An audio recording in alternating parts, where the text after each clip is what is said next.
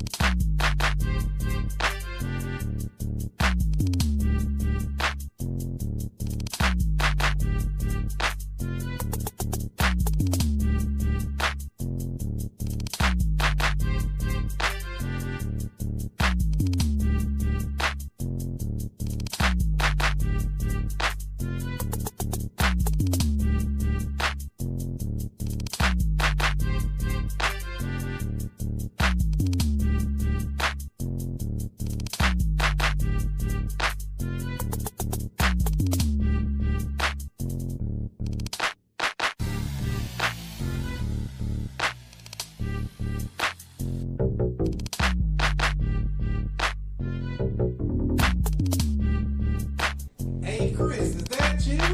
Damn!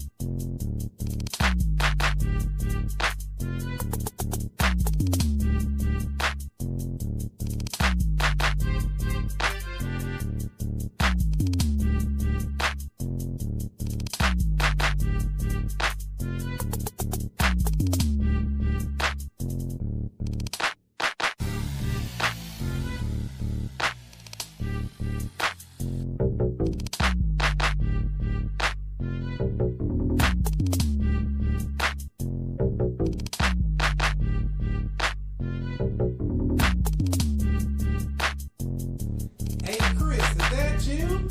Damn!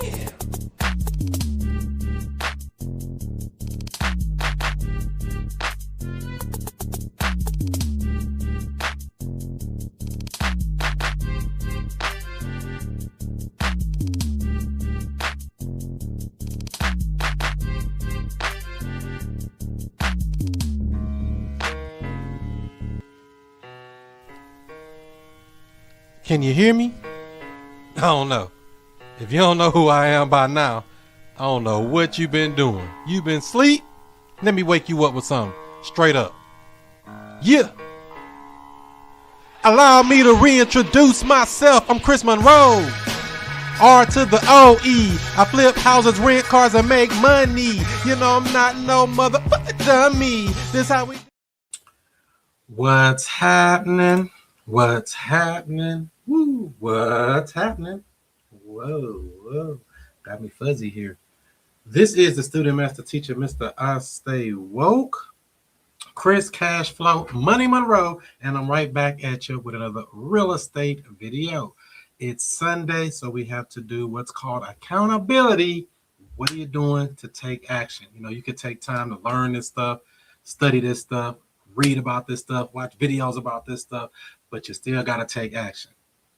You got to take action. Very important. So I want to welcome all the new people that have joined in. What's up, Corey?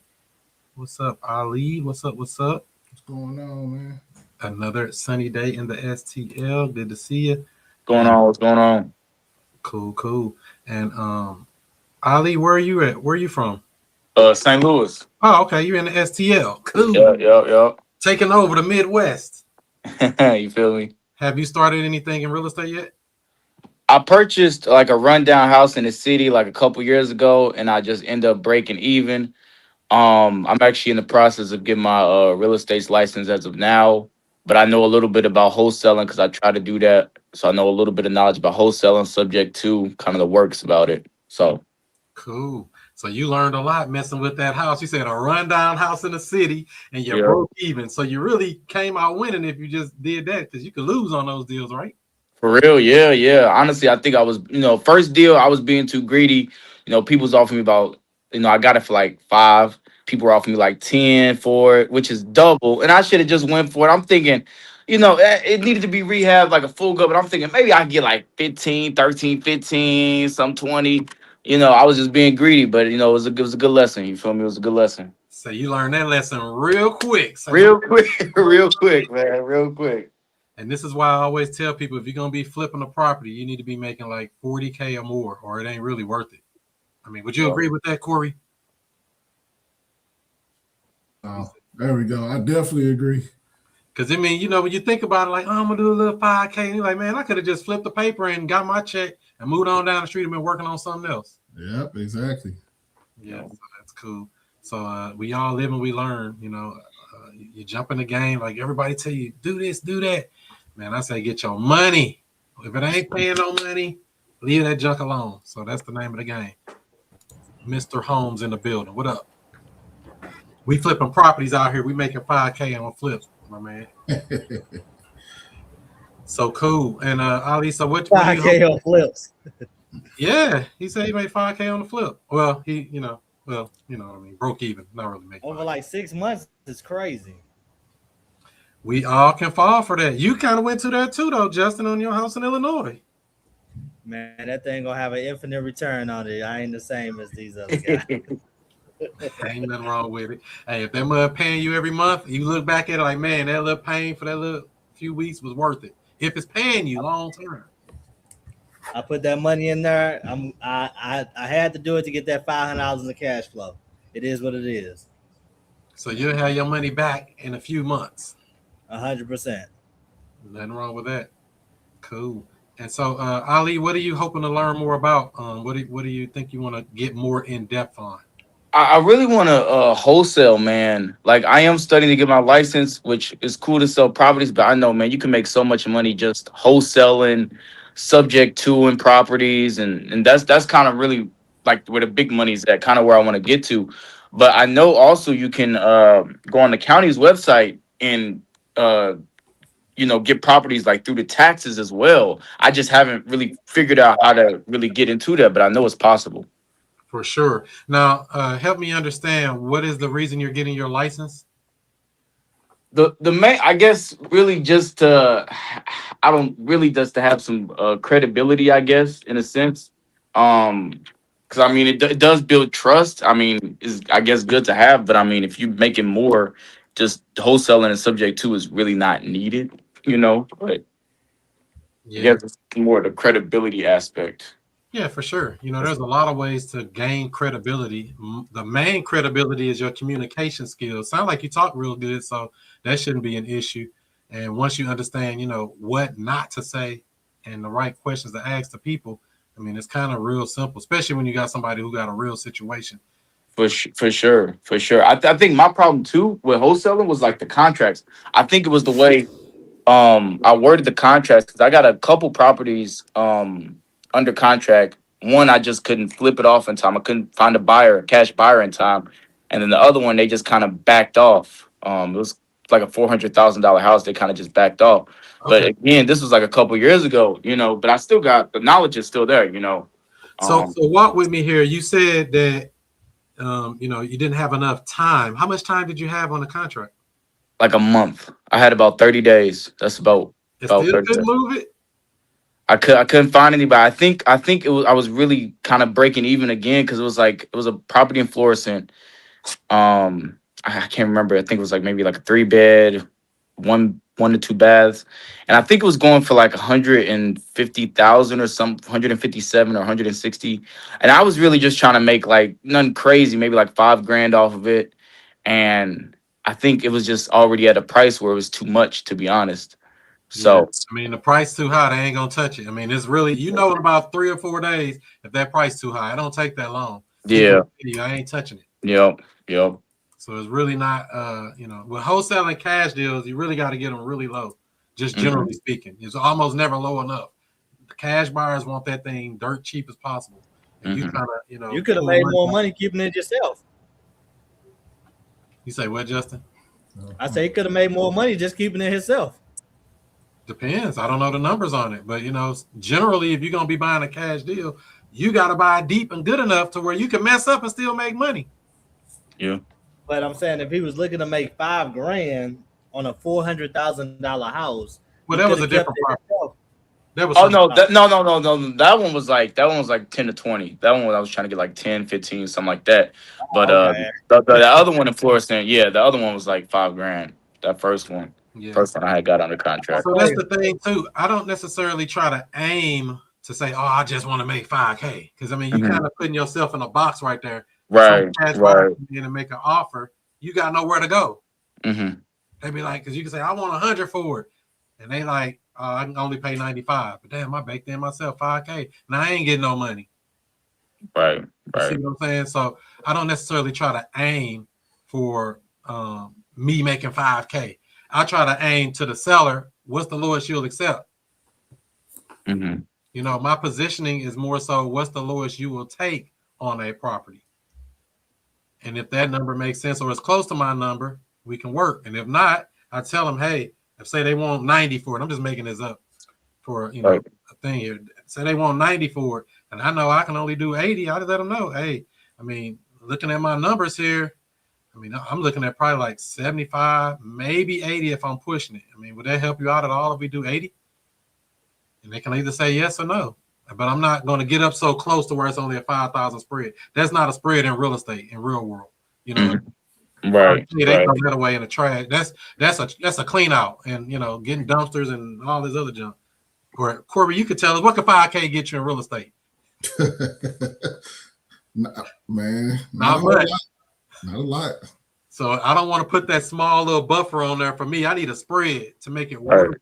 Right. Just generally speaking. Yeah. So yeah, that's what I would kind of do on something like that. Figure out what's the lowest they would take and try to work from that number versus you trying to calculate a number out your mind. And I'm going to make $5,000 if it gets to this number. What's the lowest you'll take? That's where I want to be at. If not lower, probably lower, because they never going to say low enough. But that's a starting point. My starting point is the number they want. That's why if you ever listen to any of my, closing calls or calls with these sellers, I'm knocking it out early. Well, how much you want for the house? They tell me a number. Okay. So tell me what's going on. What you got going on there? Then they talk about the house. I want to get that price out the way nice and early so that we know, once they tell us all this stuff, we can backtrack on our numbers. Right, Bettina? That's right. Let me get a drag of that. What you just puff up? Boy, I'm celebrating. I know you are. You doing something out here. Man, it's so ironic how you can actually have a conversation with a person out of nowhere and you think, okay, you just conversing with them about real estate. So I'm somewhere making copies over here in Cahokia, copy and ship. And so happened the lady that's there, she knows that I'm doing some kind of real estate. She just don't know exactly what. And somehow we got into me talking about it. And so there was an older Caucasian lady and her husband standing off to the side, and she kind of comes over and taps me on the shoulder, and she's like, hey, tell me more. And I'm telling her about, what I do, and you guys, I got you on my side and all that good stuff. And out of nowhere, she's like, hey, I have this friend that her father just passed, and she has a house, and she could use some help. And so the lady called me yesterday. I was just like, wow, okay. So I'm asking her questions, and I went and looked at it yesterday and had a video on the outside, but we don't meet up until tomorrow after work. So what the lady, the 3-bedroom, well, anyway, her friend, I gave her my number, and her friend ended up calling me yesterday. What are they hoping to get for it? Well, this is so crazy. I think the house is worth I saw 56, 57,000. The lady in the beginning of our conversation, she wanted 10,000. And then today I called her to make sure that we can, just kind of verifying our appointment for tomorrow after work. And she was like, I was talking about the price and all that good stuff and everything I'm going, because she's already in probate, everything I'm going through, etc. So now, she wants 15. I'm like, oh God. But anyway, I have to look inside. She says, everything is in there and everything. And it was, outside, literally. The man took care of it for real. So you So, so you mentioned she only you wants mentioned, you're losing signal there. me. Yeah, Can you hear me? Just all So your you mentioned, deals, I'll get them done. what'd you say, Justin? I said, Bettina, just send me all your deals, I'll get them done. Just to say, he'll close it. Don't even worry about it. So when you said probate, are they already appointed as the representative of that estate? Yes, she's already the executive. What we waiting on? She need to be on paperwork She's already. again, I'm going over there after work tomorrow to meet with her so I can see the inside and take a little video or whatever on the inside. The outside is nice. I mean, it's real nice. I mean, it's somebody stole one of the gates, but I know we went What you over going this over there for, before, Bettina? but is there a Okay. reason? Is there a reason you don't go under contract already, or? she's an older lady, and so she don't have the document thing going on. I can't send a DocuSign, so I'm just gonna bring it to her. And Okay. so at first she wanted to wait. I wanted to go when the day she wanted to come, look at the house, etc. So in the beginning she was gonna do Thursday, but she clarified we can do it Monday because I really, really wanted to do it today for real. Yeah. But I And said so no, I didn't want to do it today because I wanted to get on here first and see yeah. what you have to say about whatever, her changing the price and how can I, you know. So this is why when you talked to her the first time, when she said 10, she'd have been under contract that day for 10. See, because now we playing, I don't want to chase nobody. I want them chasing me. I ain't looking to run after nobody. They got to get their track shoes on and run after me. So if the first day she said 10, she probably talked to somebody else. Girl, you selling that too cheap. I don't want them thinking about nothing. I don't want them to think. I want them to do what I tell them to do and do it now.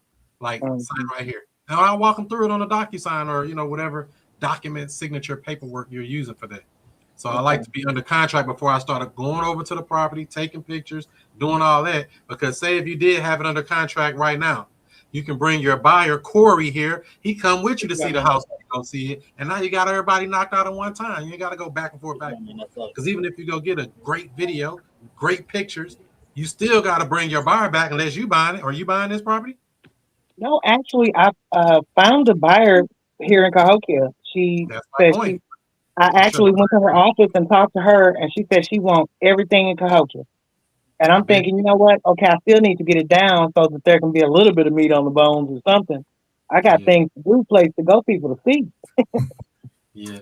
So this is the reason why I say to put them under contract. Not saying you did anything wrong, but develop that muscle and make a process every time to where you can. My phone doing that? People calling me on Facebook. Stop that. They call me like they got my phone number. That ain't no phone. Look, it might be a deal. It might be a Bettina, deal. call them up right now. I'll get them under contract. That's already in the place. Stop calling. No, just call them right now. Tomorrow.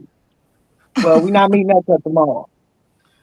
But is that making sense what I was saying, Bettina? That's the reason why we go under contract? Yeah, yes, it does. Yep. So it keeps you out of trouble. The reason when I say to do these things, it's not just because I thought of some or I just made up something. It's because experience has taught me to do things in a certain way to prevent us from having issues later. You see what I'm saying? Like that 10 to 15. Well, it ain't even just that. I mean, that can happen. That's not a big deal. My thing is, before I spend a bunch of energy on any seller, I like to have paperwork. I want to have them under contract. That's our company policy. You don't get a lot of pushback on it, but if they do push back, I let them know. It's our company policy. We're going to send out our team. We're going to, get on the roof, look at the sewer lateral, all this different stuff. We spend money on this. And so it's better in our interest to have the property under contract before we start spending a whole bunch of energy on it. So if you sign here and here, we can get this going for you.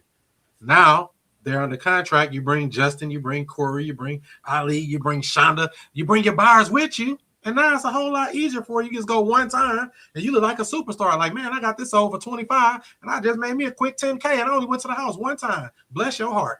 Mm. That's how simple this stuff can be. But don't make it harder. And I'm showing up in a white beater. Not in a white beater. You know, this lady gonna think something. You got to put a shirt on with the white beater. If you had a contract, it ain't gonna matter. That's my point. See, Bettina, all this stuff you saying, she gonna think, she gonna do this, she gonna do what I tell her to do. This is why we do the things so we get control of the deal. We don't have to worry about a bunch of stuff because we got control of the deal now. Okay. Right. Tomorrow, I already have the contract sitting in the car just waiting on me, and I really want to get off work early Facts. to go get this done. But you know, I'll be a little patient. What you think about that, Shonda? Would you have it under contract first, or would you be running over there to the house, taking pictures, thinking about it, doing a lot of talking, and a lot of explaining to people?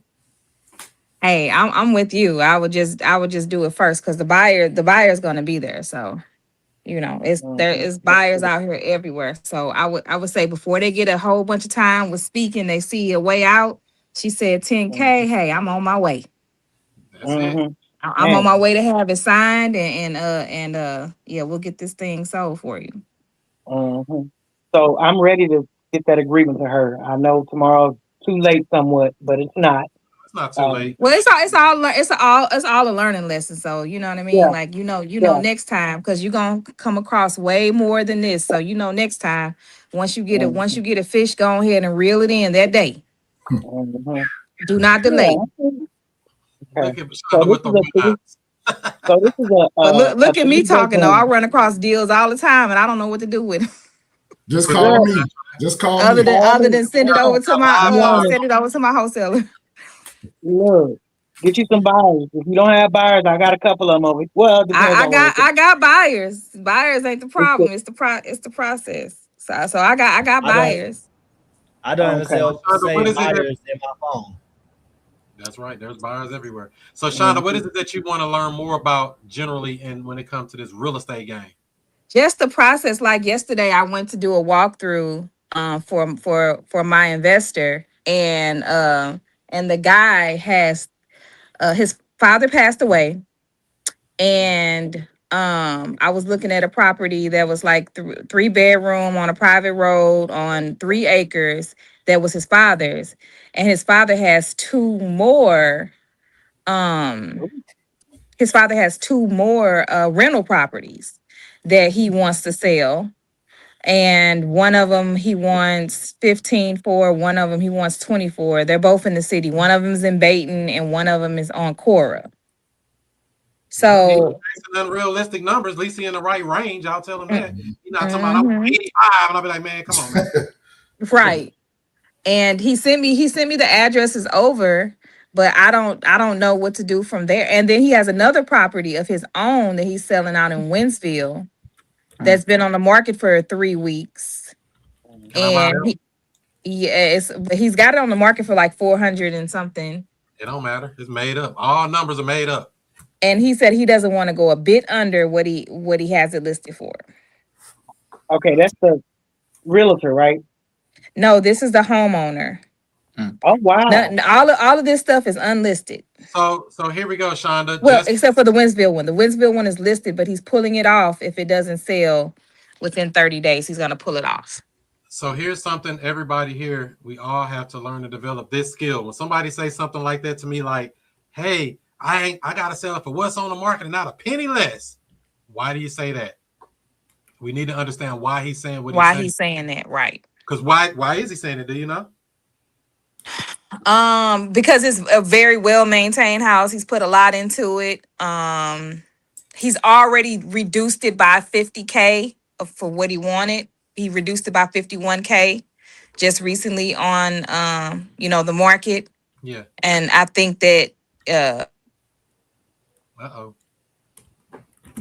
The aliens trying to get you. Oh, a phone call came in. There she goes. Your phone went out because I guess somebody called you. You still there, Shonda? No audio. Yeah. Your audio went out. They killed your audio, whoever called you. Probably have to go out and come back in. Put you back on. Does that do something? Nope, no audio. No audio, Shonda. We can't hear you no more. They try to kill it. All right, so yeah, so the thing is, when these people say these certain terms, I just automatically think, what question should I be asking these people? When they say certain things like, hey, I can't sell it for a penny less. Why do you say that? Is it because they're selling it for what they owe on it? Or the question could be, would you sell it for what you owe on it?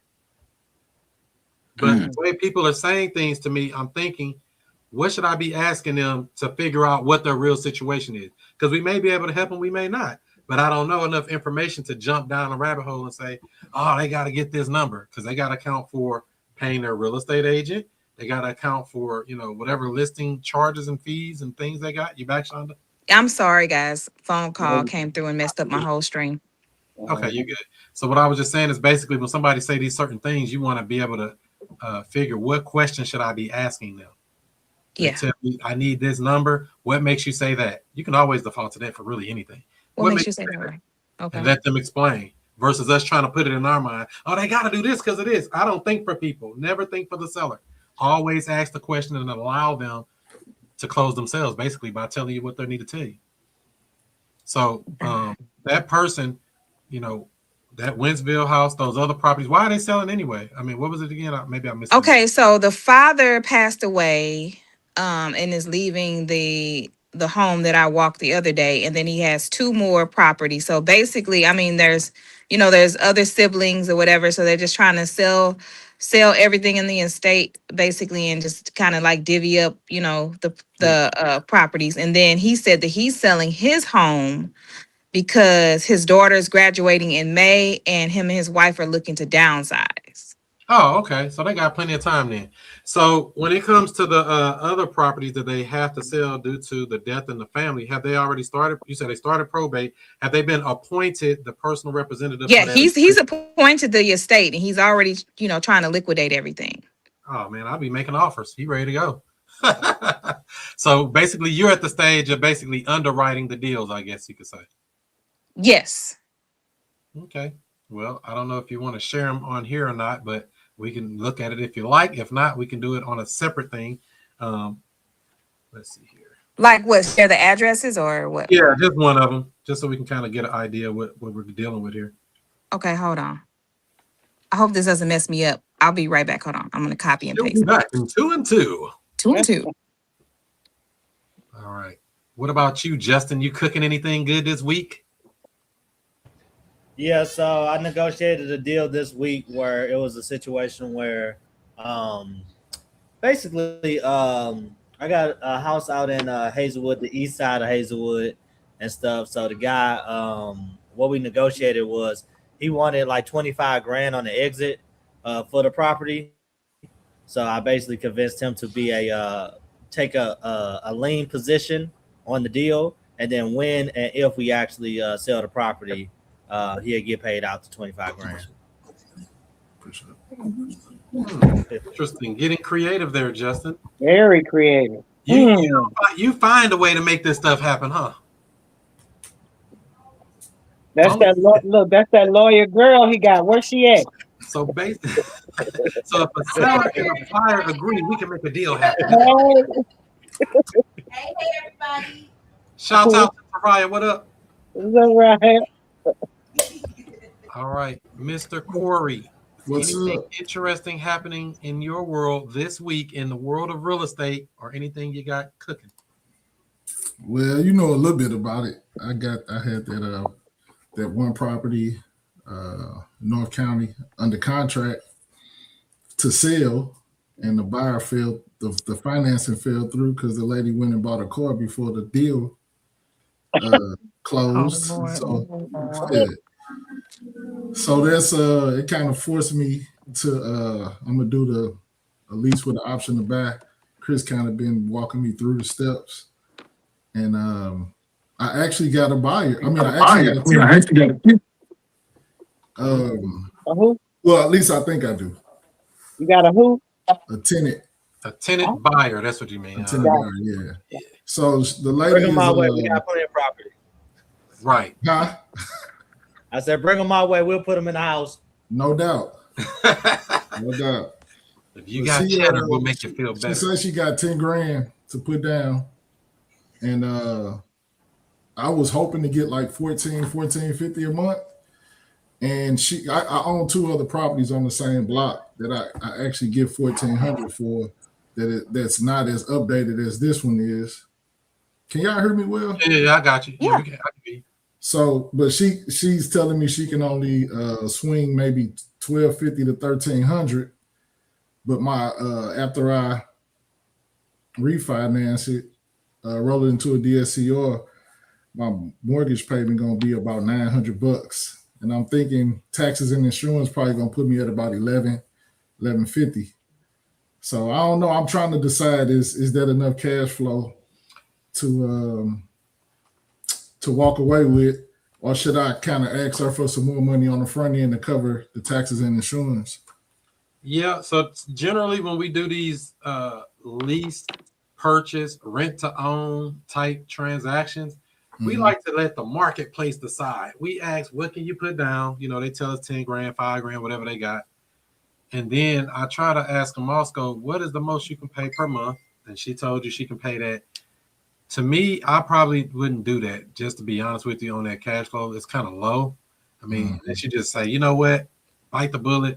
But I've been able to beat local market rents with these rent-to-own properties because, like I said before, these numbers are all made up. Price is made up. The down payment is made up. The monthly payment is made up. I have houses that are renting above market rent. So market rent, say $1,200, I might be getting $1,500 or $1,600, all because I allow the marketplace to tell me what they're willing to pay versus me, you know, thinking that it has to be this certain number.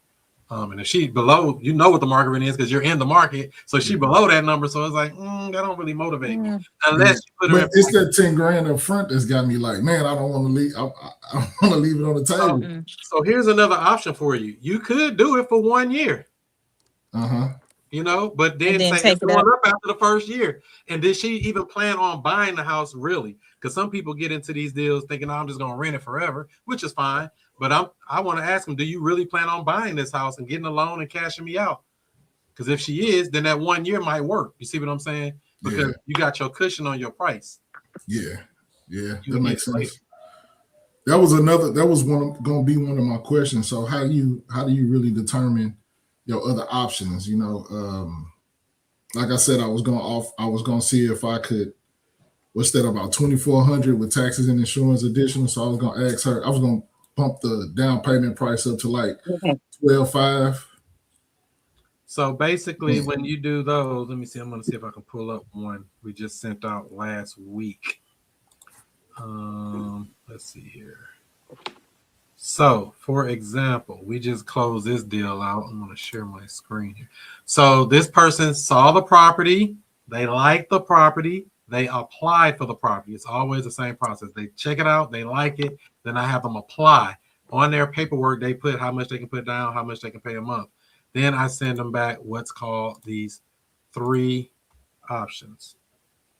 So these were some options that we sent to this person here. Option 1, 159, 15,000 down. That'll bring their balance down to, can y'all see that, or is that too small? Scoot it in. I can see it. Scoot it in a little bit. There we go. Option 1, 15,000 down. That'll bring it down to 144.9. Payment of $1,350 a month, 24-month term. Option 2, if you put, it's the same price, put 10,000 down, the monthly payment go up to $1,550 a month. See, it jumped from $1,350 to $1,550 if they want to put 10, and if they want to even go as low as 8, which he ended up switching to, saying, I'm gonna do the 8,000 because he didn't have as much money as he thought. He gonna pay me $1,750 a month on this house. The payment on the house is $1,100 a month. So I'm a cash flow that $600 every month on this house that I got no money in. So I give them 3 options, and they pick which one. All 3 are good for me. Oh, Lord. Who did it? Echo. That's me. That's me. I got you. Me. What you did that? I'm sorry. I got to get y'all these addresses. I got you. So No, that's cool seeing those options broke down. That's what I plan on doing. I'm gonna try to have it together for tomorrow. So yeah, Because I do these 3 options, and then I tell them, to close any 3 of these would be that plus the attorney fee, plus the first month rent, plus the application fee. This home will be transferred in its current condition, minus any furniture or personal items, because all my houses got different stuff going on. So that's a generic message to go out. And then which option works best for you? And I let them tell me. And they write back, hey, option 1, option 2. Sometimes people create an option 4 and say, hey, Chris, can you do this? And I'm like, well, I look at my stuff, my underlying debt, does it make sense? And we probably can move forward on it. But basically the moral of the story is the more you put down, the lower your monthly payments could be. Does that all make sense? Yes. Yeah. So it sounds like you like the cash flow at least minimum $500. Do what now? You like the cash flow at least a minimum of 500. Not necessarily. That house has been making me money for over a year now. So I mean, that house has really been a cash cow. Really, I'm almost taking the less money because it's been renting for like between $2,500 and $3,000 a month on furnished rental. But I took all the furniture out for this guy to put it on a rent to own. Gotcha. So once he takes it, which he already getting it or whatever, I don't have to do it with any of that going back, cleaning it, the whole hospitality play of Airbnb, etc. It's more money on that, but it's also more work. This is no work, just straight cash flow. Set it and forget it. Yeah. Okay. I appreciate the options, man. He said option 2. See right there, he told you I can work with option 2, which was 10,000. But then he called back and said he really need to do option 3, which is fine. I'd rather get the cash flow on it anyway, really, because the house already makes money. It's been making money since I got it last March in 2025. So we in April 2026. So they've been making money all year, and I ain't had no payments on it. Don't tell nobody. Dang. Yeah, because I was in the middle of restructuring the debt, doing not a loan modification, but a partial claim. I got $27,000 in arrears put on the back of the loan on this house. Sweet. Which I didn't have to pay. So a whole year. So the year before I got involved in it and the extra year, all got put on the back of the loan that nobody paid, that the bank, this U.S. bank, is going to allow us to start payments back as normal going next month. That's what's up. So that's the crazy stuff you can do with creative real estate. Man. Okay. Appreciate that. Cool beans. Ali, what you learned so far? Is it so is this too much or is it just right? What you was thinking? Uh-oh, did you freeze up? Nope, still there. Hello, me. No. He froze. He froze. I got a date. I mean, I got a address. I froze too. No. Everybody freeze. So I got this lady, right? She's got 2 properties. One's in Jennings. Give me the best one. Well, let me just give you this property I have right now. Did you put it in the chat or that's somebody else? I tried to. That's why I jumped on her to try to put it in the chat. Hold on, let me see, because it wouldn't let me do it from my phone. Let me see.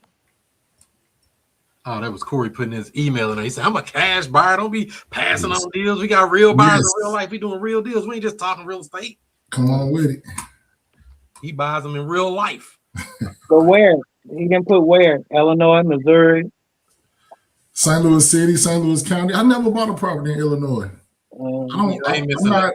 No. Boy, look, I stay in Illinois, so gotta do what I gotta do right here in Illinois. Hey, what's making you want to take out a loan? Huh? What's making you want to take out a DSCR loan? Just I got hard money on it. So on that particular deal, I don't have no money, none of my own cash on it at all. I got hard and private. So purchase was a hard money and the private was a family friend, basically. There you go. So when you start coupling these different creative financing strategies, you can do deals. Yeah. And also, and it's only 2 months in. I only made, this month made the second interest only payment. So I'm ready to get up. I would have loved to just sell it, but whatever. I'm gonna try to get it. And Corey, this is some homework for you. You ready? Shoot. You need your buy box. If you're a cash buyer or creative buyer, whatever buyer you are, create something. It don't have to look like this, but create a buy box. So when people ask you, hey, what are you buying? you got it broke down. Hey, I buy these zip codes, or you can break it down the way I did, the creative Mhm. side and the cash side. But create some type of buy box that you can be able to give to people that you come across, so they can be bringing you opportunities. Appreciate that. That's you too, Justin. Justin, did you do yours from 3 months ago when I told you? So I actually got one. You still got one. Okay. Yeah, I got one, but I need to make it a little bit more, narrow it down a little bit more, because I'm still all over the place with it. I'm open to damn near about anywhere, if it makes sense. Yeah, well, watch out. Some of these municipalities will make you change your mind in St. Louis County, as you may know. Yeah, I get it. All right. Shonda, you said you had some addresses, or did you want to put I it? do, but I'm trying to figure out how to get into the chat. Type it in. Well, it's saying join the chat, and when I join the chat, they Just say try. the address. Just say the address. Okay, so the address, 4611 San Francisco. San Francisco. All right. Let's see what we got here. Ooh, that's not too far from me. Willie. You dealing with Willie over there? Let me see here. I've been staying. 63115. Yes. So this is the house. We even got pictures. Look at that. That's our little house, right? Mm-hmm. Yep. Okay. And you get everything inside? Somebody rent He that giving right that now. house away. This is affordable housing. What you talking about? Mm-hmm. And how He much? giving that house away. That one was 15. And it looks something said like this 3? probably still, or you don't know yet? I don't know yet. Oh, is it Tell me to rented? give it to you. Okay. Is this house occupied? Let me ask. Well, it looks like it is. You need a stack. What you think about that stack, Corey? Mm-mm. That mug done had it. There we go. You can't even pass no inspection with that. You know this mug You is. probably gonna have some underground issues with that. This That's a might whole be the lot. worst stack I've ever seen. I've seen some stuff, but this is coming up on the worst. And spider webs are free. All spider webs. That plumbing looks a little shaky for sure. Well, you just got to make it zig and then you make it zag. It's all right. No, that ain't really how it go. Somebody been over there Joe Smoing. And then even this washer dryer hookup is too low. Why is it so low to the ground? Don't that supposed to be like about here? Why is down there? Yeah, it should be like halfway up the wall. I mean, I'm not a plumber, but I'm just looking at it like I know some shady work when I see it. Yeah. So be careful. This is why we wholesale these deals and let some end buyer that knows everything know everything. Because this is like high risk to me. Unless you want to put. Is there underlying debt on this property? No. No cash. It looks like no loan. Let me get off of this screen. He need to be at like $5 No grand. mortgage balance. It failed on the MLS for 23 back last year. Why did it fail on the MLS? It was in the trenches. I'm just asking that question. It's definitely in the Question for zone. the seller. When I look this up, I'm looking to find questions. I see it say failed, and it was listed back here in 2025, the end of last year, 4 months ago. Why did it not sell when it was listed? That's a question for my seller. And I'm just asking. Is this a person? This Willie person is deceased. Is that right? Yes. Okay. And so, I mean, $5K. Gee, Tell him we got $5 grand for him. We'll get it done tomorrow. $5,000 bill with their name on it. There it is. It's already set up for him. Earnest money on deck. Let's go. So, I mean, that's kind of what I'm thinking on this. I mean, would you buy something like this, Corey? Yeah, for around for around 5, I would. So that means we need to get it even lower. I guess that's a good thing. The power is on, huh? Is the power on over there? Well, it appears. I mean, it looks like somebody living in it. I mean, with all this stuff. So yeah, he's replying now. I'm asking him if somebody's living in it. I got another address. Let me give you the other. So the question for him is, how much are they paying for rent? Okay. Because the way this condition of this property is, it's probably going to be better to just continue to let them rent that property.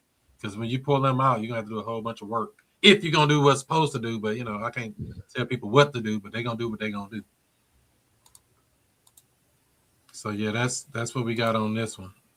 I mean, we know that stack is back. We know, I mean, there's tons of work you can see need to be done. And you got some going on with the foundation here. Is that a good crack to have that way?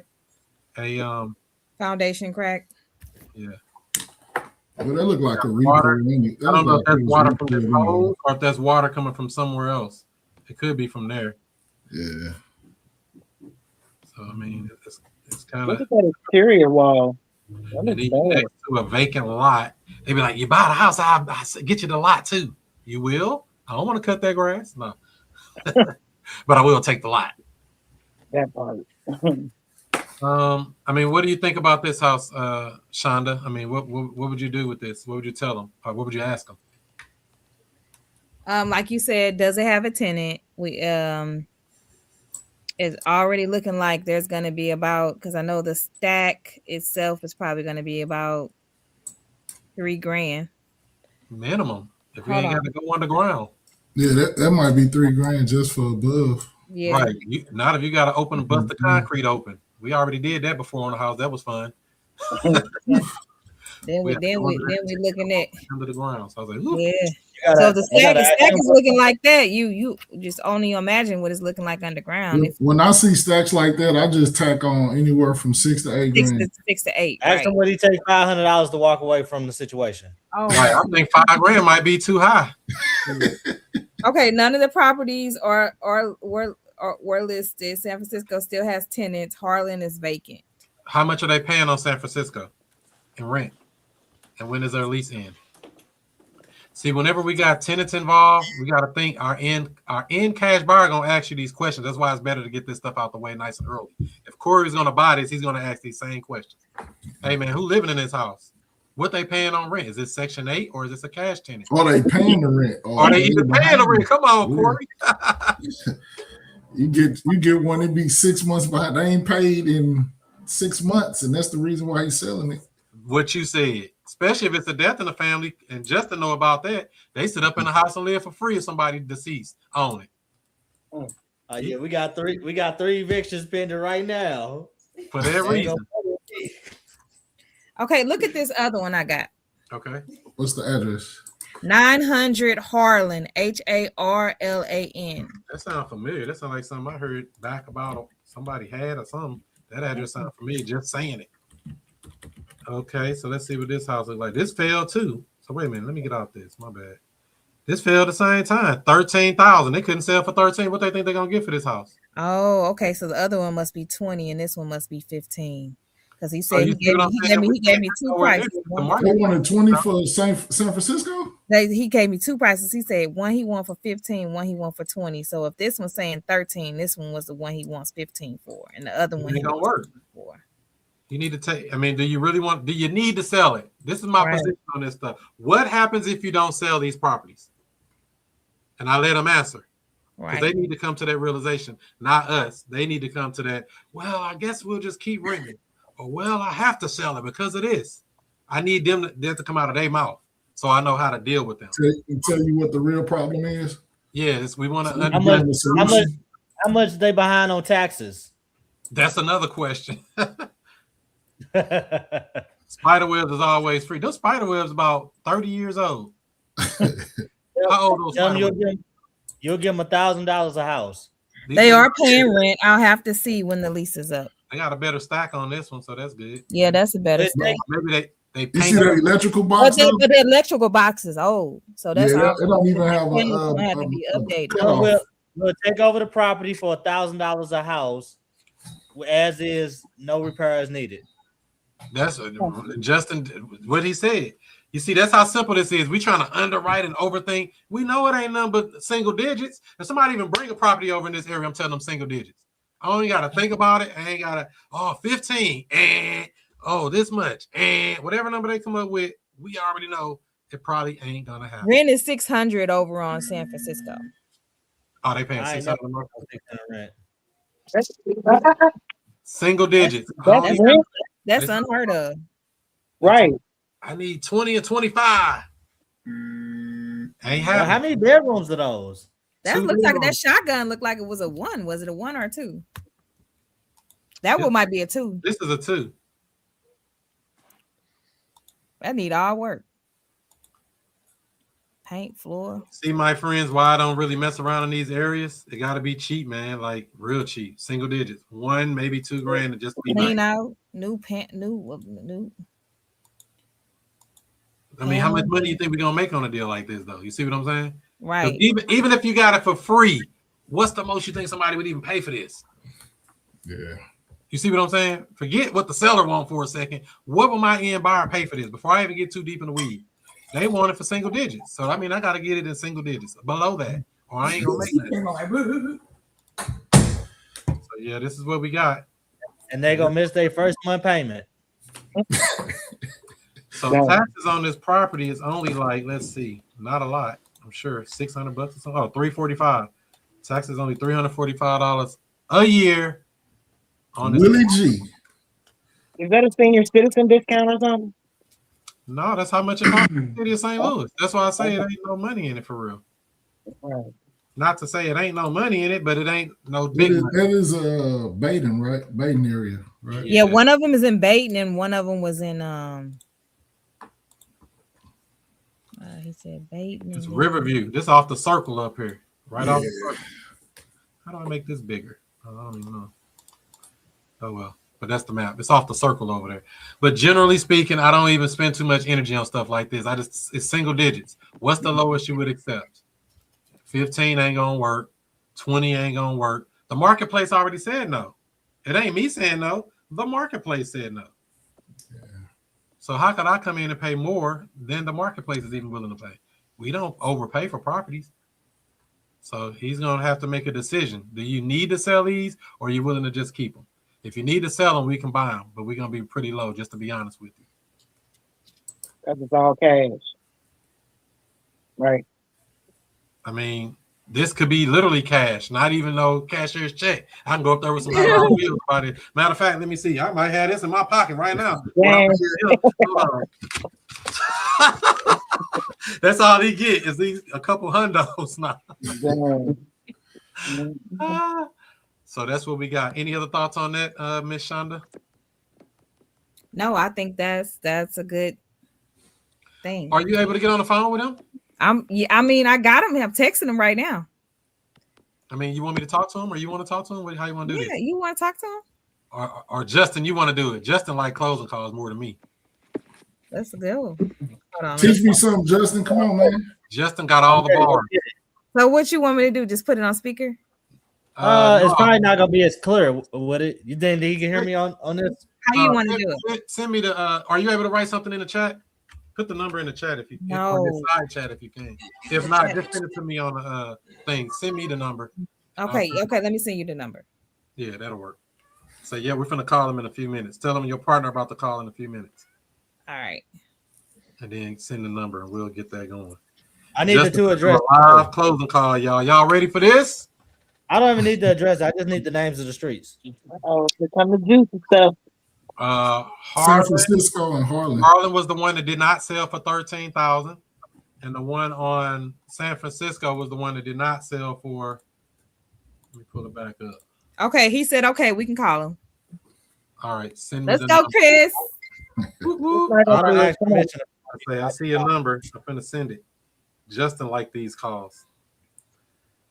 Oh, let's rock and roll, baby. I love this stuff. This finna get everybody hyped up. Let me. Justin, give me a second. This breaks you out of penitentiary. Are you gonna get the contract signed tonight, Justin? Contract tonight.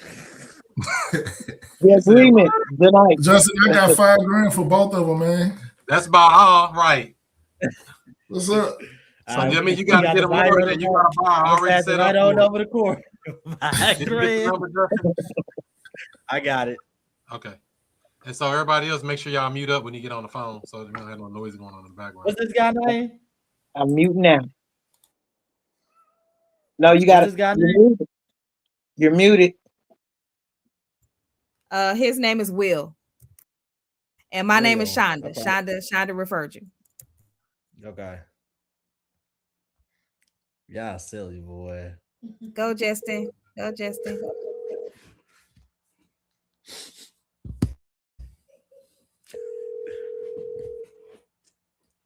Hello? Hello, Will? Yeah. Hey, this is Justin. Sean had gave me your number. Okay. Yes, sir. How you doing today? Good. How's it going? Good. You know, making it happen as always. Okay. So tell me a little bit about what's going on with these properties. Okay. The properties were in probate. That's why we couldn't sell them last year. Okay. And so, like I said, one of the properties is a rental property. The tenants are still in there. They're paying $600 a month. We promised them that it wouldn't, 6 or 7 or 8 months ago, we promised them there wouldn't be no movement. We would be able to sell those properties later on down the road, and they have to go anywhere. So we promised them that, but they know that that something's going to happen with them. 900 Harlan, there's no tenants in that property right now. Okay, and then you've already been assigned as the personal representative for the estate. Absolutely. Okay. Yeah, that was the holdup. That was the holdup, man. It was a lot of red tape going on, but yeah, I can actually sell those properties right now. Okay, great. So you say as a tenant, how much is that tenant paying in the properties? San Francisco, $600 a month. Okay. Yep. And these tenants, man, they've been long time renters from my father. They've been in those houses for years. Are the properties free and clear? Or do they have a mortgage on it? No mortgage. Okay. No mortgage. No. What are you looking to get on the properties? Let me look at the properties have been appraised and it's already been through the court system. And what the court is asking us to get at least 3/4 of what the property has been appraised for. So let me look at the inventory right quick, just to let us both know where we at. Because I have to sell these properties for 3/4 of what they were appraised for. So it looks like those are the cars. What happens if if you're not able to sell them? Huh? What happens if you're not able to sell the two properties? I don't know what happens. I guess we hold on to them. You know what I'm saying? I got a house. Yeah. You know what I'm saying?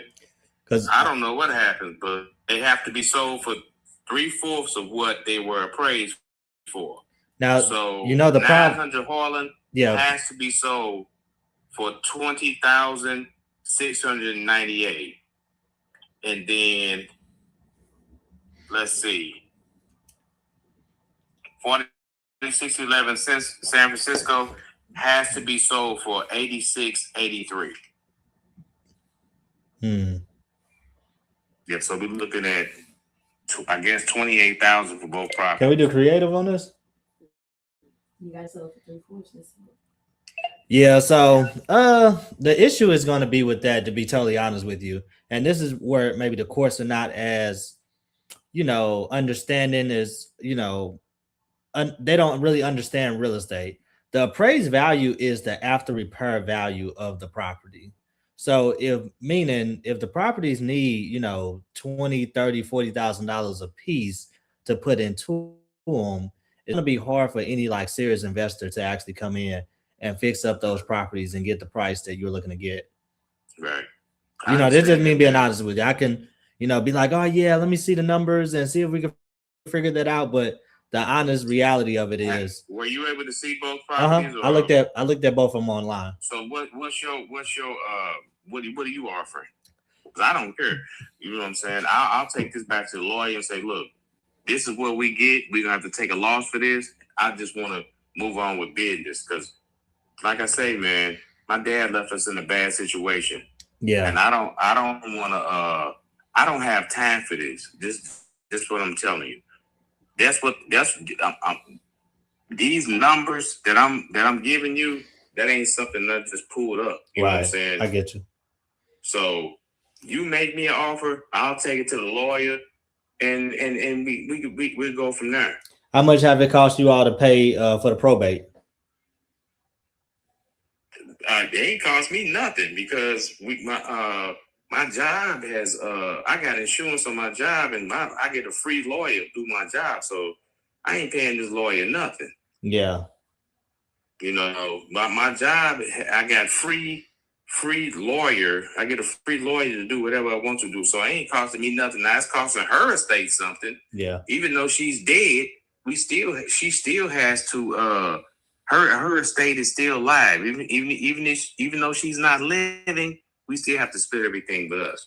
So you give me a number, let's put them out there. I take it to a lawyer, and we get it done, man. Let me ask you this: how did the courts get involved with the pricing? It should have been a independent. Because she had everything appraised. Okay. She had everything appraised. She had somebody coming to appraise everything. We got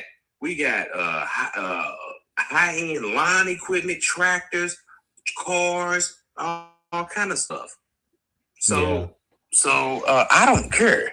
We just want this stuff sold. I'm not one of them guys who I don't need it. I never needed anything for my dad, man. I'm an independent guy. Yes, sir. You know what I'm saying? I got my own thing. I got a house. My house that I'm sitting in right now is on the market for $400,000.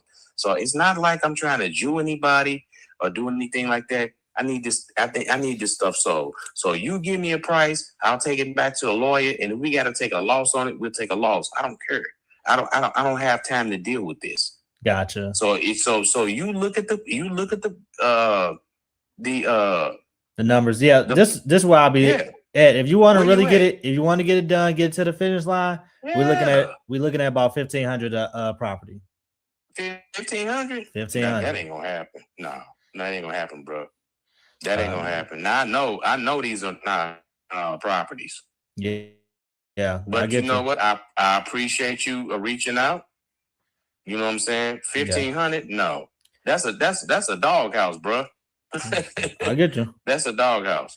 So that's a doghouse. I'm gonna that say ain't this. Gonna happen. Right. I'm gonna say this to you. At any point in the future, if you want to really get this done, I will get you through the finish line. But to be honest, everybody else is gonna, play around how you going under contract, all this stuff. For a fact, I know what a $1,500 property looks like, and those are not a $1,500 property. So I get you. I appreciate you reaching out, man. And let me ask you this: what's going on with the other property that you got on the market? Your home. My home. Mm-hmm. I just dropped my price from $455 to $439 on my property that I'm living in, that I'm talking to you on the phone right now. So, and if my property doesn't sell at the end of April, it's coming off the market. So I want $439.9 for my property that I'm in right now. My home is totally updated. You can put it in, I'll give you the address. You can look over it. It's 301 America Street, Wentzville, Missouri. 301 America Street. 301 America Street, Wentzville, and you can look at it. But this house right here is ready to go. What got you wanting to sell? Downsizing. I got one kid left. This is a 3,000 square foot house.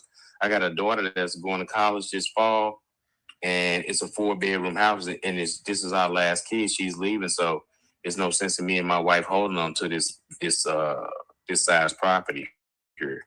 Gotcha. So y'all about to be empty nesters. Absolutely, bro. And then, as a matter of fact, we want to move kind of in. We've been out here 12 years, so we're going to kind of get back to closer to St. Louis. Wentzville is, when we moved out here, this was Forestdale. So they built the post office out here, and they incorporated us into Wentzville. Yeah. So, but this was actually Forestdale.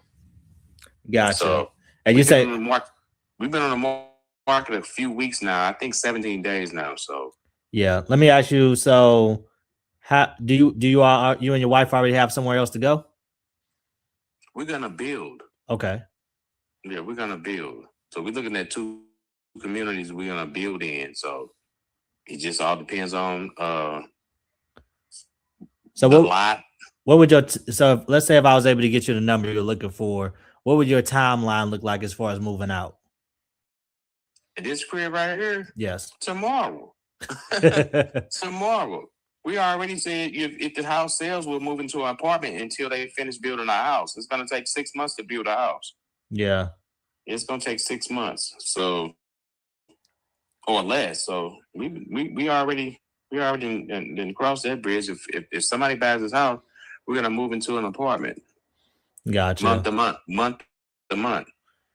You still got a mortgage on the property? Yeah, absolutely. Mhm. We've been here 12 years. I think we owe about 140 something thousand on the house. So we'll have plenty of money to put down. You know, we got plenty of equity here. Mhm. You know, Gotcha. And then you feel like the number you're at, that's the absolute lowest that you'll be comfortable with? I don't know. Somebody comes in at where are we at? We're at 439.9. Somebody comes in about 435, 430. Yeah, we take it. 435. Okay. Yeah, Okay. 435, 430, we'll take it. This house is totally updated. There's no carpet in here. There's brand new laminate throughout. Not vinyl, laminate. Mm-hmm. We got stone in the bathrooms. Everything's been updated, man. We got zone central. We got zone air heating. We got brand new central air unit, brand new furnace, fenced in yard, deck. It's a walkout, and like I said, it's 3,000 square foot. Gotcha. Well, how about this? If I was able to get you your number, but we had to do something creative to get you there, you think that's something you and your wife would be open to? Creative as far as what? Well, what we've done in the past is, for this lady who was out in Bellefontaine, her name is Miss Mary, and she had a property. She was looking to get, the number that she wanted for the property. She wasn't able to sell at that number. So what we did was we structured something creative where she was able to, we got that number for her on paper, and then every month she received a check in the mail. You think something like that would help you out? No. We want to sell outright. I don't want to be hung up with anything else, man. And I really don't want to be hung up with my dad's shit. I wish he had a will. My dad should have had a will. Me and him talked every day like we were brothers, man. And I didn't know my dad didn't have his shit in order. So it's really painful for me to have to drive back and forth down there every weekend trying to sell this and trying to sell it because my dad has a lot of stuff, man. My dad got lawnmowers down there worth $10,000. He got tractors down there worth $25,000. So I have to sell all of that stuff before the probate is over. Yeah. So it's a lot with me working and me, having my family out here and me having my house on the market. It's a lot, man. Yeah. If I was to do anything, it would be the simplest way. You know what I'm saying? But those, bro, I'm telling you, those are not $1,500 houses. My dad at 83. My dad's been retired since 19. That's when he retired. My dad started a real estate business when he was 40 years old. He never his job went out of business when he was 40 years old, and he never worked another day in his life. He bought real estate. He bought land. He bought everything. Just like that house on Girona right there. He paid cash for that. He paid cash for the house. He had 200 acres down in Arkansas. So I know a little bit about the real estate game. Maybe not as much as you, but those are not $1,500 houses that he has. Even the house that he has, even the house that passed away, that's not a $1,500 house, bro. It's got 3 acres of land. It needs a little work. Even that house, that's not a $1,500 house. I get you. How close to that number could you get me? 1,500? Yeah, how close to that? Way off, bro. We way off. But like I said, we'll do 15,000 for the house on 900 Harlan, and we'll do 20, 22, 23 on the one that's on San Francisco. The one that's on San Francisco, my daddy bought the house in 1965. He still owns it. And he's been renting it out since 1975. And he always took care of all of his properties. Yeah. So we ain't even in the ballpark, man. Gotcha. Well, I understand. Well, I'll run some numbers on, your larger property and see what we might be able to do. Um, I already got an offer of 250 grand on that property. Yeah. The one on 819 Girona. I already got an offer of 250 grand. So I'm just letting you know. Why I'm haven't not you trying taken to- that offer? Huh? What Because happened? I just got it. I just got it today. I told them let's do it. The 250 Yeah, I On said your- let's do it. on your house? No, not mine. His. His. You say how much? What? 250? What? I got an offer on 819 Girona for $250,000 today. Not my house. We talking about your father's house. One of the two. Yeah, 819 Girona. Let me look up this address real quick. Hold on. I Yeah. might be. It's got 3 acres. It is a 2,000 square foot house. 819 Girona. 819 Girona. Hold on.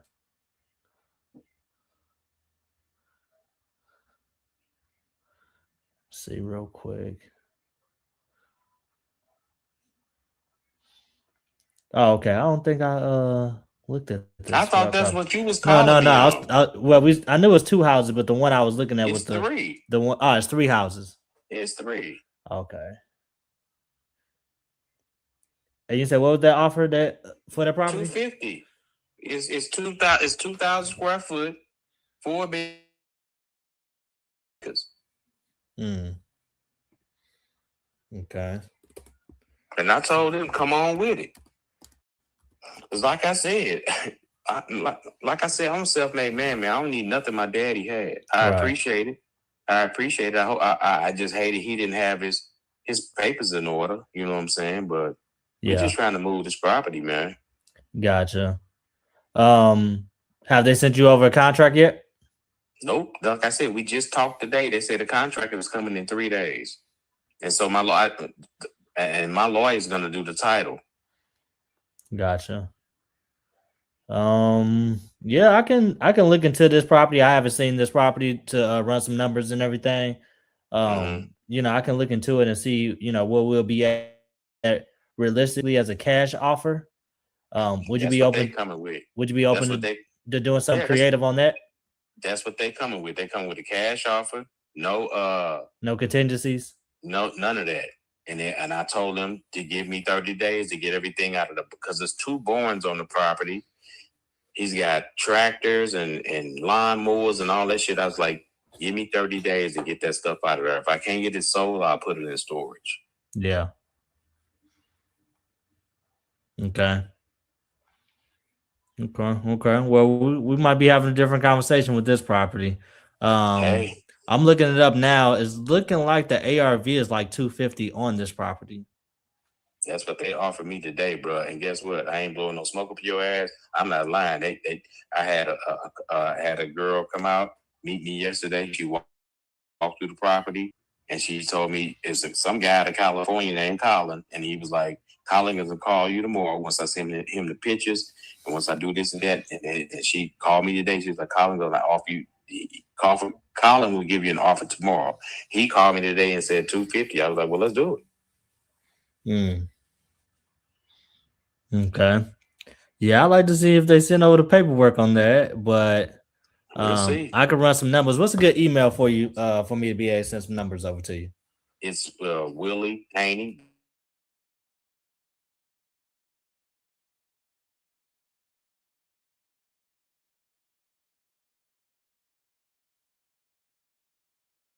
I'll put together some numbers, see what we're able to do. And what'd you get? Willie Haney 19, right? Yep. Okay. So yeah, hopefully we're able to do some business and stuff. I definitely want to make sure what was your name again, bro? My name is Justin Holmes. Okay, Jefferson Holmes. And this is your number? Yes, sir. I can contact you? Yes, sir. Yeah, man. Hopefully, if anything falls through, then hey, I'll holler at you. Hey, look, I'm the guy to get stuff done. If we go under contract, it will close. So a lot of people be playing in this real estate game. I get things done. So if you want something done, I'm the guy to get it done. Okay. And look at this property that I'm sitting in right now. We ready to sell this for 2. Yes, sir. Okay. Well, I'll drop some numbers tonight and see what we're able to do for you. Okay. Appreciate you, bro. All right. Appreciate you. Talk to you soon. All right. Bye.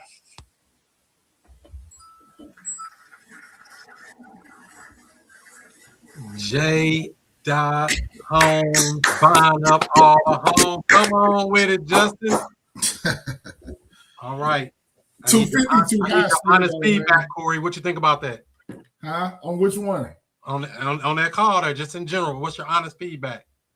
I think Justin did a great job at trying to understand, what he's going through, what's his problem, and trying to figure out a solution for him. I think he did a great job. I think he tripping on them 2 city houses. Yeah. I don't think he gonna get that. I didn't understand the 3/4 portion with the courts. Well, when they have a probate, sometimes they have administrator, they have full authority and court authority. It sounds like they got the court, and I'm like, when the court get involved, it's a whole nother problem. Yeah. You want independent where they can just decide to do it, and it ain't all this 3/4 and whatever that junk is. I wonder, is this house tied up in that as well? This Gerona house. Well, it could be, even if it is. If they get 250, that's over 3/4. You're not gonna get 250 though, man. Yeah, that offer not real. 250. Yeah, that offer not real. I can see 180, one. I can see somewhere around there. Exactly. But if did on this listing, did it say 3 acres anywhere on there in the description? On here it says we got 3 acres. Yep, 3 acres. Damn. I like that. 86 like that property, man. It do have 3 acres. It's on a private road. I went and saw it the other day. I don't think an offer has been made. My investor did call me. I haven't turned in the estimate for the repair value. So I don't necessarily think an offer has been made yet. And so, Shonda, what do you think about that call Justin just made? I mean, what's your honest assessment? I think it was good. I think it was a good call. Yeah, I think it was a good call. I think that he tried to qualify him as best as he could to try to figure out how he can help him out, with his needs and everything. And I just feel like those houses in the city is just not worth what he wants, because just to get it up and running, to get it to be able to pass inspection and all that other stuff, like it's gonna be just and you're gonna rent it out, like it's just not. It's just gotta make sense. I agree. And this is why I don't really like messing with these properties in these areas, because I mean, this is something I gotta bring out because it just kills me every time I see this. Let me pull this up. So, like you said, about 130 on that house, right? Mm-hmm. He trying to sell it for 4 something. All he do is bought a house and lived in it. He finna net out 300,000. Even if he don't get the number he want, he gonna net out 250K and walk away. Why are we messing around with these $10 houses when this stuff going on in real life in our face? That's what I be wanting to know. Right. You could buy a house, live in it for a few years, and look up and it doubled in value. Yeah. This is the kind of real estate you want to buy, stuff that's going up where it's worth it. The juice is worth the squeeze. That's why when people, because the juice ain't worth the squeeze in them city houses. It ain't nothing there. Ain't no where you go. There's no upside to it. Nope. I mean, even though 1,500 is ridiculously low, but still, that's where we need. I mean, it don't even have to be that low, but it's gonna be something close to that. Maybe 2,500 a property, but it ain't gonna be much more than that. Right. He gonna probably end up holding on to those. I would suggest holding on to them, and Justin did a great job pivoting. Let's get on these other properties that got some meat on the bone. Right. Exactly. Talking about what you got. Yeah, he did, man. That was awesome. And Justin, how do you think you did on the call overall? I like getting my way. So, I feel like I wasn't able to get my way. It always kind of hurt me on the inside, but that's just who I am. So, it just be hurting me. That guy, he's a hard head guy. That's the guy you put into the follow-up system. That guy gonna pull the trigger probably about 6 to 8 months from now. Yeah. I'm gonna call, not me or Shonda, whatever, gonna call him up and he gonna be like, bam, let's go. And he gonna make a decision. Because he gonna hurt, he gonna walk that. Yeah, because he said he wants to that house that we're looking at right now. He said that he's gonna pull it off and try to put it back on in June. You don't know that lowers the repair value 540. That's crazy work. That lowers his negotiations. Yeah. Every time he going back on the market and stuff like that. Pulls it off and puts it back on. Yeah. Yeah, that's not people look at that. That's saying that. You know what he didn't say? You know what he didn't say out of his mouth though that I could pick up just from knowing this stuff? Okay, so he's an empty nester. right? Him and his wife. Yeah. It's killing them to make that mortgage payment every month. He And then just ain't want to pay. the daughter's going to college, so they have to help the daughter in college. Man, I tell that Right. dude $340 cash for this house over here in Winsville, $340, and you can still sell it to 340. somebody else for $360, $370, and move on down the street, and everybody happy, make you $30K. That's how you make deals in real estate. This right here, he got all that equity. We just need to figure what number we can make to make sense and still make a deal out of this. Because he got the equity to do it. He don't have to get 439, 435, for nothing. Man, I got 340. I got 350 somewhere in there. Do you all think that's him pushing it or his realtor pushing it? It could be him. It could be his wife. It could be. Like I think it's him because he's already reduced it by 51,000. I got 340 cash in my pocket waiting to give him. I think it's him. Because he sounds like he's in control. But most of these people we run into is going to be the realtors who are in control. Like when they put my next door neighbor house on the market, and I'm like, dang well they ain't about to get no $150,000. Did y'all look up the comps in that area? That area is doing like 565. And yeah, that's what I'm saying. I mean, it said 5 on the other thing on here. It said the ARV was 540. Man, it's a house that just sold in this month, April 12th, for 565. I don't need to look at the comps. It ain't selling. It's somebody saying something. Dang. I think it might just be the timing right now. I don't know. I mean, you could take something like this down with a hard money loan, hold it for a few months, and you put it back on the market later in the spring, summertime. So to be honest with you, he told you where he was at with it. What did he say? Oh, like 100 and something? Yeah, he only owed 130 right here. Man, I think he'll take the 3-something so he can, because he don't want to go into the new house, the new build with 2 mortgages. I got 340 burn a hole in my pocket for him. But he said he told me that he was putting a pause on the new build because of the cost of everything going up. So that new build, that new build gonna cost him about $400,000-$500,000 by itself. Yeah. So where he getting that at? I mean, unless he just gonna use a loan or some kind of construction loan, that new build ain't cheap. I'll tell you that right now. He said they was gonna do a new build and then they put a pause on it because the prices had went up. I got 340 cash for your house in Windsor. I think that's a good number, Chris. Because even if I got it at 340, I could probably sell it for 400. You just made 60. Just make sure you cut me in. Yeah, for sure. And 400, if you're looking at the comps, 400 is like a good probably deal. where it really need to be. 340. That's what, I didn't look at this other one that sold for 565, but yeah, I think he is capping about the 250 on the Girona. Yeah, that's the cap because the wholesaler line to him 250 too high. He said he had gotten a price. He said he had gotten an offer for 160 and 180. He said those are too low. That's probably more realistic. 160. I got houses over there. That's Spanish Lake, right? It ain't on 3 acres. I own houses in Spanish Lake. They ain't getting them kind of numbers he's talking about. My big nice house over there is like that house is like 240, 230, 240 by itself. That's a 4-bedroom, 2-bath. It ain't on no 3 acres, but still. So that's what we got there. Good job. Justin, you did a great job, man. Great job, Justin. Woo. And I want y'all to understand he kept control of the conversation by asking questions. He asked about the timeline. He asked about the condition. He asked about the pricing.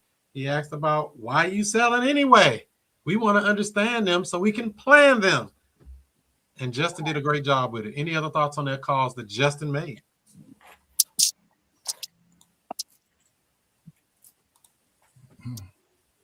All right, so cool. That's good. Bettina, you still there? Yes. How often do you guys have these calls? Every Sunday, 7 o'clock Central Time, 8 o'clock Eastern, talking about wholesaling, talking about real estate deals, talking about creative deals, talking about buying, talking about selling, talking about bailing people out of jailing, all of that. Well, I got a question for you, man. Let's go. It's time for the question. Everybody. The floor is open. I watching the videos. You all talk a lot about those foreclosures. How you all getting into the foreclosures creatively, like financially? Talking to the seller. Everything we do is direct to seller. No agents, no middlemen, no wholesalers. Oh, so you catching it before the sale? For sure. We're not going to auction. We're going direct to seller. Got Belly you. to belly with the seller. Got you. We're reaching out to them, saying, hey, y'all auction in 5 days. Have you done anything about the auction? They're going to say, oh, well, I was working with the bank, but I don't know. Well, I mean, if you had to sell it, would you? Yeah, I'd sell it. Would you sell it for what you owe on it? Yeah, I sell it for what I own. I just need $2,000 to move. Sign right here. Next thing you know, we got a house. Wow. Man, that's dope. That's how quick this go. That's dope. Good job, cousin. You got a good job, Justin. Justin, your cousin, Jasmine. Or is it? I'm about to lock in with you, Chris. I need all the juice. Well, this is what we do. We help people with real estate problems. It doesn't really matter what the problem is, as long as the seller is open and receptive to doing what we tell them to do. Basically, we can really solve any problem. If the seller's on board and our buyer's on board, or us on board, we can solve really any problem in real estate. Real estate is easy. It's the people that's difficult. Would you agree with that, Miss Bettina? I would, but now I have a question for you. Come on with it. Okay. What would it take to get you to go into some sort of co-living here in Illinois with me? You do all the work. Just If think I about it. don't have to ever step foot in Illinois, that'll make me want to do the deal more. Done deal. Is that a good Done answer? deal. That's damn right. Done deal. Okay. If I don't have to step foot. If I don't have to cross no bridges, I'm good. Okay. Not the MLK, not the Stan Musial, not the Poplar Street Bridge, not the McKinley Bridge. I don't want to cross no bridges. I don't like bridges. No. Okay. We have to get you a license preserver, a vet, so you don't be scared. I know that's right. So, Bettina, I got a question for you now. What have you learned today? Learn to ask all the questions, or you're never gonna get the answers. Come on with it. In order to move forward, can I get a horn on that? Let me see if I can find one. Number one answer. There we go. I'll take it. All right, we're gonna move it over to Ali. You still there? Rahman. I see he's on there, but I don't see him on the camera. Corey, what did you learn today? Anything interesting? I learned gotta be patient. I really like how Justin handled that call. I don't think I ever been on a call like that. Besides watching the videos. And that's why we do it live on the spot. And this is, and that's why I wanted Justin to do it, so y'all can see anybody can learn this stuff. It's not like, oh, he did a special, or I'm gonna do a special, or you're gonna do a special. Understand to ask questions and let these people vent and cry and complain. Yeah, oh man, 1,500 way too low. And this thing, you know, he take the 1,500 after they do all that crying. Like Charlie said, he did open up, because I didn't even know about the Gerona house. I thought it was just the two city houses and the one he lived in. He brought up the other one, so he made him feel comfortable. Address. When I put the other addresses up, I saw that was the main mailing address for all the properties. Got you. Mrs. Shonda, before you run away, what did you learn today? I learned a lot. I learned a lot today. I learned what a bad deal looks like. Well, not necessarily a bad deal, but a deal that's not really worth looking into looks like. And I also learned, how to just be persistent with the questions and making sure you get all the answers you can get, so that you can help the homeowner or the person that's in need to sell the home. And also just to be open to looking into other properties that they have, if they're willing to open up and give you other opportunities, because that's how I figured it out. I went to go walk Gerona, and he was like, yeah, I got 3 more properties. I'm like, 3 more properties. So I run into that all the time. I just need to know what to do with it. So that's what questions. We need to find out the same thing on pretty much any property we come across, the same 4 pillars: timeline, condition, motivation, price. That's what we're looking at. And I real said that I'm really, really interested in the lease to own situation. I know a lot of people are interested in that. A lot of people are interested in that, and I'm really interested in learning more about how to find those and structure those. Yeah, with those lease purchase type properties, and we're usually exiting on those. Just to be very clear, you can get in on a lease deal and sublease it, but that's not necessarily what I train to do. I train to buy the house, and then you exit on the lease purchase. Okay. Generally, how I do it versus a traditional rental. Traditional rental is fine. It's just the problem is you got property management, you got maintenance, you got all that other stuff. With the rent to own, all that stuff's wiped out. We're passing on 100% of the responsibility of the to the tenant. To the tenant buyer every time. So it's just a better way, especially if you got a house that don't need anything. You know, it's like the house already moving ready. What else you want me to do to it? If you go in here and mess it up, you know, call the people. Treat me like Bank of America. I don't fix properties. I don't maintenance property. You know, if some come up and we can't they can't afford it. I understand that, but you know, just general stuff like, oh, I got a leaky faucet. Call a plumber. Don't call me. Right. You know, and that could be tedious. And that's the stuff that keep people from even getting into real estate. Like they got to go be a landlord. I don't want to be a landlord. No. I want to be like the bank. Right. Every city you go in America, who got the biggest buildings downtown in every city? The bank. The bank. So the treat bank. me like the bank, baby. So that's what I'm looking for right there. And any other final thoughts, questions, comments before we land for tonight? One more thing, Chris. Sure. No, you gotta give me 2 more. 2 more, that's cool. Well, another thing I did learn about the lease to purchase. Well, yeah, the lease to purchase is having those additional options for the tenant. You know, having options for them. Like I said, I thought the lady came with a decent down payment, but the cash flow part don't make sense. So having them other options is something that another thing I learned today. For sure, because you know it's the same thing we do when we're buying a house. Sometimes we send them a creative offer which has multiple options. We're doing the same thing on the exit side, on the lease purchase side. We're sending them multiple options so they can say, "Hey, I like option 1 with 20,000 down." Well, what if I can put more down? That's what this lady told me. I hope she do. She said, "What if I put more down? You think I can get my payment down around 1,000?" I'm looking like, my payment on that house is $700. Maybe I can do that if you put 30,000 down on a house I ain't never had to do no work to. Sign here. So we're working on that.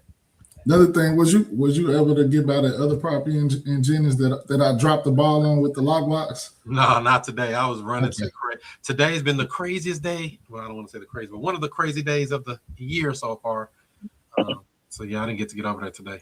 Cool. You know what? You just gave me an idea. This one house I was telling you about here on Amelia,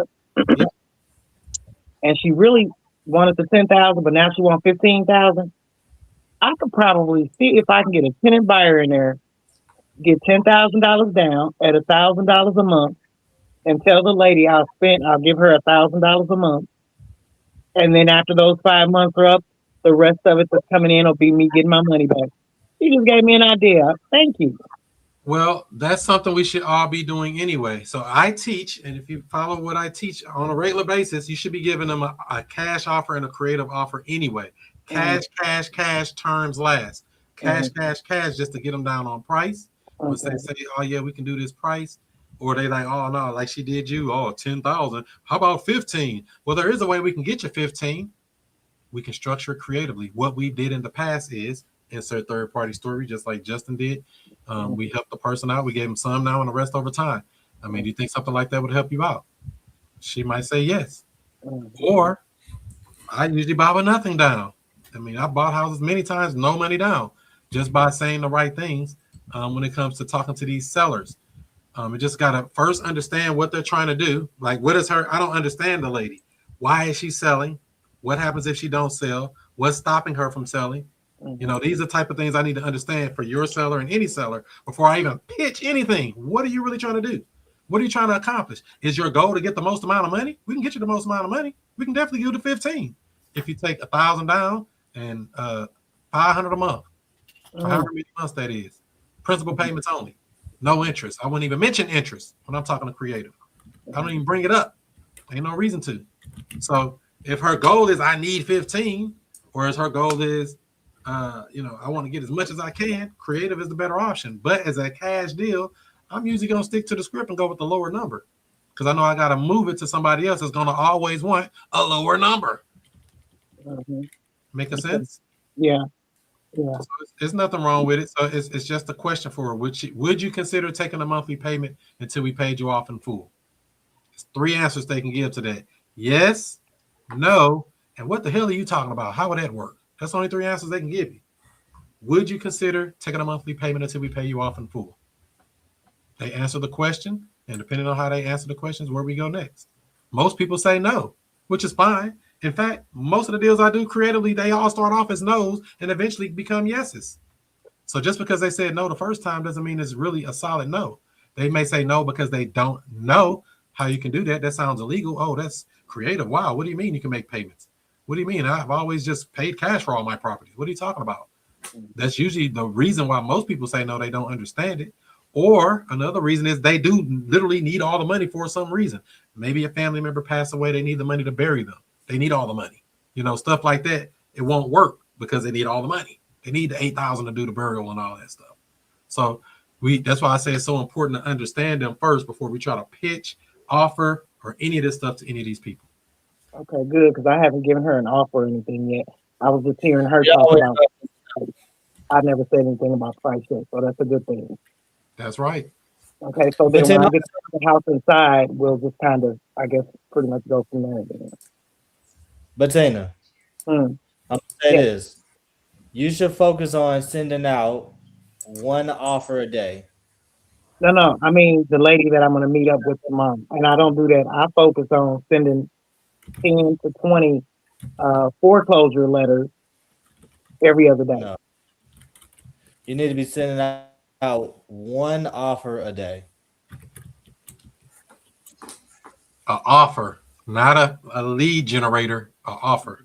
Okay, gotcha. Well, Somebody needs your help. There's too many people going to foreclosure right now.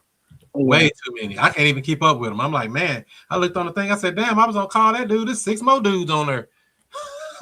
And then too, you know what? Another idea, another end result will be. So I went to this new restaurant we have here in Cahokia, and they had a soft opening. I went, and so happened I met this other lady that owns a couple of daycares, one in Granite City, one in Cahokia, and if I'm not mistaken, she got one in St. Louis. And so she actually was asking me to start looking for a property for her too, and she would pay all cash. So I'm like, wow, okay, this is good. This is good. Got her name, phone number, all that good stuff. Her buy box. She really didn't have one, but I wasn't for sure she wanted it in Illinois or Missouri. If she wanted it in Illinois, that would have been a good deal for me to get more money for her. But if she want one in St. Louis, you know who I'm calling? I'm calling y'all, baby. Well, that's the thing too. So, everybody here is truly a cash buyer. If I found a house next door to you, Bettina, for $2.50, I'm coming. Would you buy it? Well, it depends. $2.50.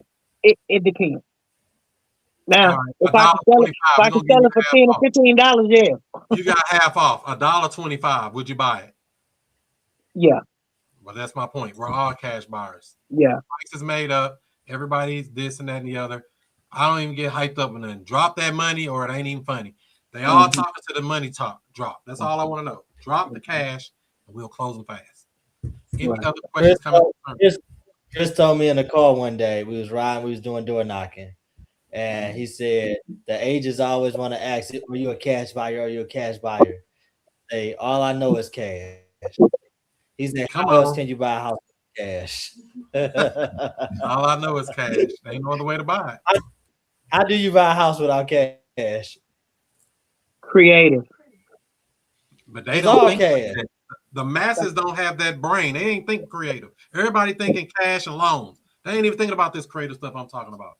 I'm talking another language sometimes to people. Just talking about it. It's all cash. If you go get a loan, it's cash. It don't matter how you get it's cash. It's all cash. So it's a trick Somebody question. else's smash, whether it's private money, whether it's hard money, whether it's lender money, somebody's money. It don't have to be your money, but your job is to make sure it's truly a deal.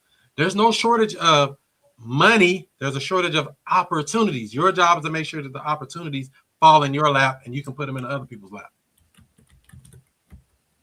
Any other questions before we land? Well, I want to thank everybody for coming out this week. I got a presentation I'll have for you next week. And we're going to go deeper in the weeds of actually some stuff to help you become more tough. And I hope you all go out here, get some leads, generate some leads, talk to some sellers, talk to wholesalers, because most of them don't know what they're doing. You might know just a little bit more than them. Talk to them. Hey, what you doing with that property? Hey, what's going on? You got it sold yet? Talk to them, because sometimes they get stuff under contract. They don't know what they're doing. You may be able to help them along, plug in the pieces and get in on a deal, a JV deal, and make 50% or whatever you can negotiate out of a deal that you never found. You just had a conversation with somebody. That's how silly this stuff goes. So hopefully you all have a good rest of your week. If you need anything, you know, to reach out. If you get a real fish on a hook, a real fish, not a fake fish, a floppy fish on the hook that's really talking about doing a deal. It's flopping like that, Justin. Bring them on home and we'll figure them out just like that. So catch y'all next week. Do what you do. Be who you be. And I'll see you before you see me. Good night. So yes, I basically just wanted to remind everybody exactly how the Future Cash Flow Club works, because I've been getting a lot of messages like, what is that about? How does it work? It's basically a group. So you see how I do these live seller calls, things like that. You get to get all the replays for all of those. You actually can get the paperwork, purchase agreements, assignment agreements, cancellation agreements, addendums, all of that stuff that you need if you sign up for the elite package at futurecashflowclub.com. Or if easier, it's probably, you can just go check it out for a free trial. Lots of goodies in there, behind the scenes stuff, actual help with your deals. If you want to communicate, say, hey, I'm stuck on a deal, I need some help, I'm looking for lenders, I'm looking for whatever, I'm a resource for you. So all you have to do is be part of the club. futurecashflowclub.com. Check it out. I don't know what you've been doing. You been asleep? Let me wake you up with something. Straight up. Yeah. Allow me to reintroduce myself. I'm Chris Monroe. R to the O-E. I flip houses, rent cars, and make money. You know I'm not no motherfucker dummy. This how we do.